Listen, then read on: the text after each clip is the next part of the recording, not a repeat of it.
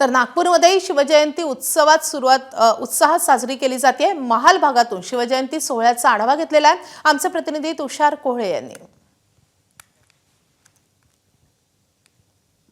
नागपूरमध्ये शिवजयंती उत्सवाला सुरुवात झाली आहे। महाल परिसरामध्ये जर का तुम्ही हे दृश्य बघितलं तर मोठ्या संख्येने वेगवेगळे ढोलताशा पथक आपलं सादरीकरण करत आहे आणि हा सोहळा बघण्यासाठी मोठ्या संख्येने नागपूरकरांनी देखील तितकीच गर्दी केल्याची दृश्य आपल्याला पाहायला मिळत आहे।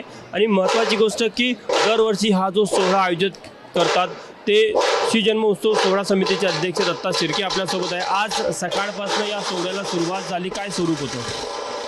यंदाचं हे जे 396 वर्ष छत्रपती शिवाजी महाराजांच्या जयंतीचं आहे, या निमित्ताने आमच्याकडे शिवराज्याभिषेक सोहळा समितीच्या वतीने सकाळी 5 वाजल्यापासून कार्यक्रम सुरुवात झाली। 5 वाजता महाराजांची पालखी निघाली।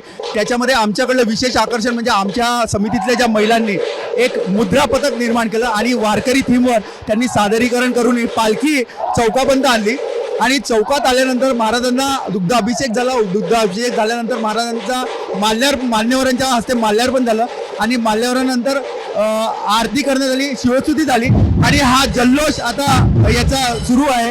आणि हा जल्लोष असा आहे की यंदा तरुणाई सरसावलेली आहे आणि त्यांनी या मोठ्या प्रमाणात याच्यामध्ये सहभाग घेतला आहे आणि हा सगळा उत्साह तिथे दिसत आहे। एक वेगळा असा देखणा सोहळा सध्या नागपूरमध्ये सुरू आहे आणि हा सोहळा बघण्यासाठी नागपूरकरांनी देखील तितकीच गर्दी केल्याचं पाहायला मिळत आहे। कॅमेरामॅन तुषार कोहळे, एबीपी माझा, नागपूर। एबीपी माझा, उघडा डोळे बघा नीट।